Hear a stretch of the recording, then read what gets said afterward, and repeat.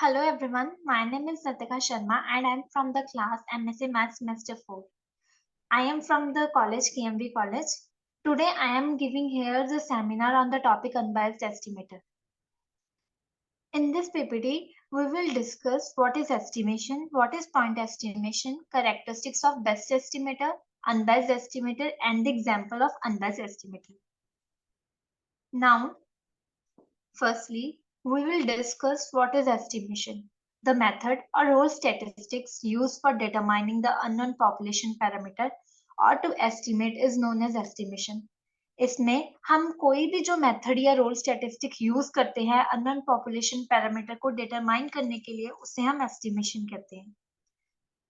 Now we will discuss what is point estimation. When the single value is used to estimate the population parameter theta, the process is called point estimation and the single number value is called point estimator of theta. वो single value जो हम use करते हैं estimate करने के लिए population parameter theta, उस process को हम point estimation कहते हैं और जो single value या कोई भी single number हम use करते हैं उसे point estimator of theta कहते हैं. Now we will see what are the characteristics of best estimator. यहाँ पे हमारे पास characteristics best estimator के चार हैं: unbiased, consistent, efficient and sufficient. इसमें हम unbiased estimator डिस्कस कर रहे हैं तो इसके लिए हमें unbiased estimator के बारे में पता होना चाहिए. Now, what is unbiased estimator? It is a property concerned with the sample of finite size, say n. को ये एक प्रॉपर्टी है जो हमारा कंसर्न होती है, एक सैंपल साइज देंगे जो फाइनाइट होगा और जब हम इसे रिपीट करेंगे सैम्पलिंग प्रोसेस के लिए तो जो सभी पॉसिबल वैल्यूज होगी पॉपुलेशन के लिए, चाहे उसका एस्टिमेटर जो भी हो, जो वैल्यूज है वो डिफरेंट करेंगे डिफरेंट सैंपल्स के लिए. और अगर हम उसे एवरेज में करें तो जो एस्टिमेटर है वो एज्यूम करता है जो वैल्यू हमारी पॉपुलेशन पैरामीटर की है, तब हम उसे अनबायस्ड एस्टिमेटर कहेंगे. मैथमेटिकली एक एस्टिमेटर जो है वो हमें थीटा कैप से रिप्रेजेंट करते हैं, उसे हम अनबायस्ड एस्टिमेटर कहेंगे पॉपुलेशन पैरामीटर थीटा का. कब? जब हमारे पास एस्टिमेटर ई जो है थीटा कैप का वो थीटा होगा अगर सारी पॉसिबल वैल्यूज जो है वो थीटा है. अगर हमारा ई थीटा कैप जो है वो थीटा नहीं है तो हमारा थीटा कैप जो है उसको हम बायस्ड एस्टिमेटर कहेंगे पॉपुलेशन पैरामीटर थीटा का. अगर हमारा एस्टिमेटर ई थीटा कैप जो है ग्रेटर देन थीटा आ रहा है तो उस थीटा कैप को हम पॉजिटिवली बायस्ड एस्टिमेटर करेंगे. और अगर ई थीटा कैप जो है वो लेस देन थीटा आ रहा है तो देन थीटा कैप जो है उसे नेगेटिवली बायस्ड एस्टिमेटर कहेंगे. नाउ अब इसकी एग्जांपल क्या है हमारे पास. So example of unbiased estimator हमारे पास क्या है. सैंपल मीन जो है वो एक अनबायस्ड एस्टिमेटर है पॉपुलेशन मीन का. इसके लिए हमने क्या किया है, लेट किया है x1 x2 x3 up to so on xn जो है वो n ऑब्जर्वेशन है पॉपुलेशन में.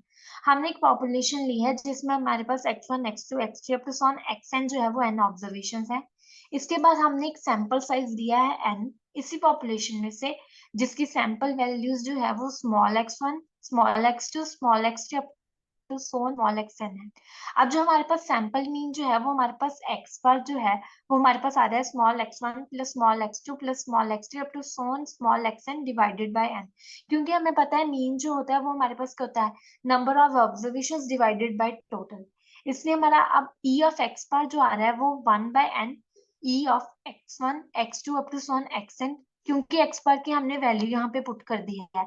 सो e ऑफ x बार जो आ रहा है 1 बाय n को कॉमन लिया है e of x1 x2 up to so on xn. जब 1 बाय n को कॉमन लेके अब हमने हर जो e ऑफ x1 x2 जो है इसको हमने सिंपली अलग अलग कर दिया है, expected of x1 e of x2 up to so on e of xn. तो 1 by n e of xi आ जाएगा, i running from 1 to n. इसको हमने फर्स्ट इक्वेशन लिया है.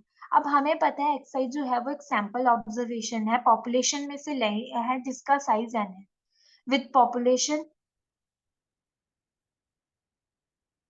Values x1 x2 x3 xn. क्योंकि हमने ऊपर x1 x2 x3 xn जो है पॉपुलेशन वैल्यूज ली हैं तो हम जो है xi को है कोई भी इसकी वैल्यू को हम 1 बाय n के इक्वल कर सकते हैं.